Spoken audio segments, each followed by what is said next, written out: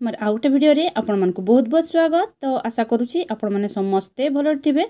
मु भी पूरापूरी भलर अच्छी। तो ये देखिपे आमर मार्च मासर गाँ कल्याण समितिर बैठकर बरणीटा मुझे आसी।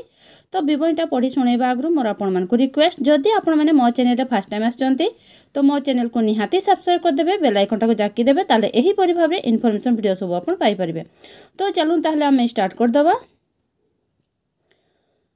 এইটা দেখন্তু এই পাখরে आपण बैठक तारीखटा देदेवे, जो तारीख दिन आपण बैठक करेंगे से तारीखटा पड़ो। तापर स्थान जोठी आपण बैठक करेंगे से स्थान नाटा देवे एठी। तापर कौ समय करेंगे से समयटा देदेवे। तो आमर एथर आलोच्य विषय है तरल और कठिन वर्ज्यवस्तु परिचालना दिवस। तो आम यही सब्जेक्ट उपरे ही एथर आम बैठक करवा। जदि यह व्यतीत भी आपणकर गाँव में कौन स्वास्थ्य समस्या सब रही तो ता उपरे भी आपण बैठक बरणी करें गाँ कल्याण समिति बैठक रे।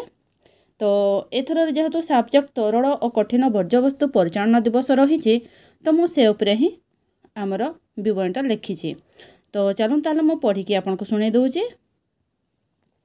तरल और कठिन वर्ज्यवस्तुर परिचालना करिवार किछि प्रमुख पद्धति अछि। एही पद्धति गुड़िक परिवेश सुरक्षित एवं स्वास्थ्यपूर्ण भावे वर्ज्यवस्तु नियंत्रण करिवारे सहाय्य करे। एहाको करिवा अति सहज। एहाको तीनोटी सोपान रे बुझिबा। तरल वर्ज्यवस्तु परिचालना, एही वर्ज्यवस्तु केउ प्रकारर जानिबा, जेपरि रासायनिक जोड़ी जाउथुबा विषाक्त वर्ज्यवस्तु।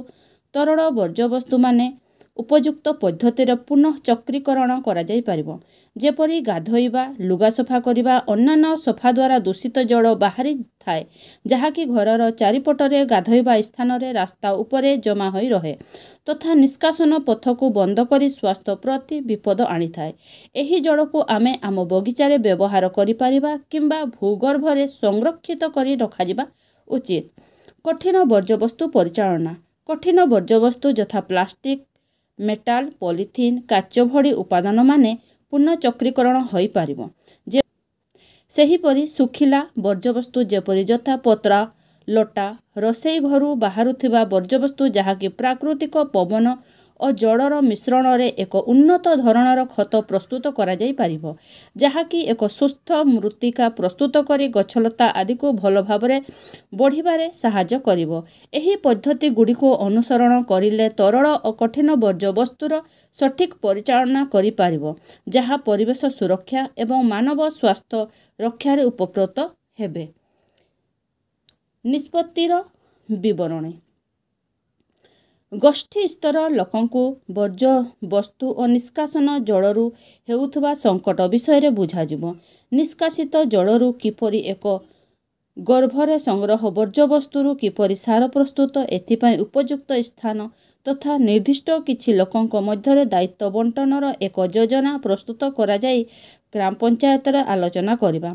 लोकमानक मध्यरे तरल कठिन वर्ज्यवस्तु परिचालनार सचेतनता और उत्तम बुझामणा स्थापन करिबा। आशा दीदी, अंगनवाड़ी कर्मी और स्वेच्छासेवी मानकु नहीं एक कमिटी गठन करा जिवो।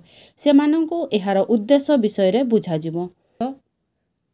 स्वास्थ्य उपकेन्द्र स्तरीय जन आरोग्य समिति मासिक बैठक रे निज गाँ कल्याण समितिर कार्य संबंधी आलोच्य विषय और जन आरोग्य समिति द्वारा दिया जाइथिबा परामर्श। तो से हमको कौन परामर्श देइछन्ति सेटाकु मु तळे लिखिछि।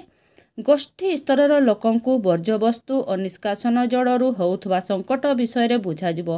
ग्राम रे थिबा एहीपरि एक स्थान चिन्हट करी लोकमानंकु सेमाने निजे हृदयंगम करिबा निमंते देखा जिवो। निष्कासित जलर पुनः व्यवहार एक नमूना प्रदर्शन माध्यम रे बुझाइबा। तो मु एहीपरि भाबरे प्रोसीडिंगटा लिखिछि। जदि आपनको एथरे आहुरी किछि ऐड करिबा थाए ताले करि परिबे। ठीक ताले रहुछि, देखा मोर नेक्स्ट वीडियो रे।